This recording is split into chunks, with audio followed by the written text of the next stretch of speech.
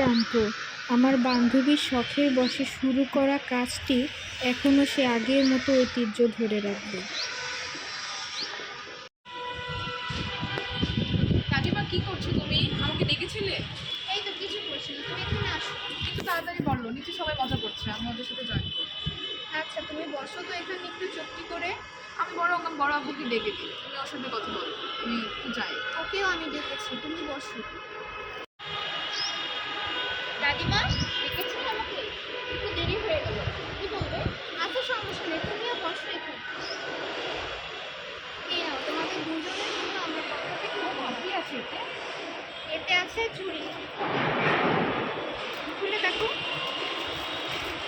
Wow, চুড়িগুলো কি সুন্দর! আমি পরি দেখি। হ্যাঁ হ্যাঁ পরো। কিন্তু চুড়ি তো আমি পরি না, আমার ওয়েস্টার্ন লোকের সাথে চুড়ি একদমই যায় না। তো দেখো, তুমি দেখো চুড়িগুলো খুব সুন্দর। চুড়িগুলো কি নতুন? নতুনও বলা যায় আবার পুরাতনও বলা যায়।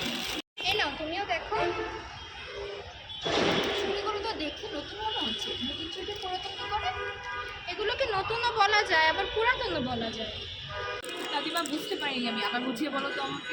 আচ্ছা ঠিক আছে, তোমাকে আমি বুঝিয়ে দিই। এই চুড়িগুলো হচ্ছে হাতে বানানো। আমাদের সময় বিয়ের আগের রাতে বা কয়েকদিন আগে সব মেয়েরা বসে একসাথে চুড়ি বানায়।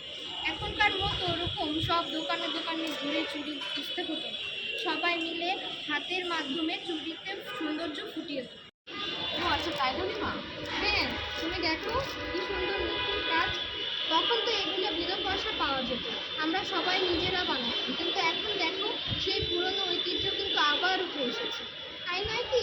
হ্যাঁ, আমি তো এটা এখন আসলে ফেসবুকে দেখি যে অনেক ভাইরাল এগুলো এখন। কিন্তু কিন্তু তোমার ওয়েস্টার্নে তুমি যাবে না। যাবে, তুমি একটু পরে দেখো, কোথা থেকে পড়ো না হয় এখানে পড়ো, হাতে পরে দেখো, পরে দেখো।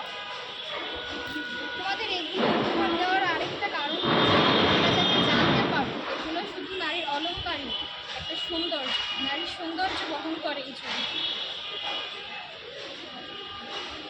দেখ সুন্দর তো, আসলে খুব সুন্দর। থ্যাংক ইউ দাদিমা, থ্যাংক ইউ সো মাচ।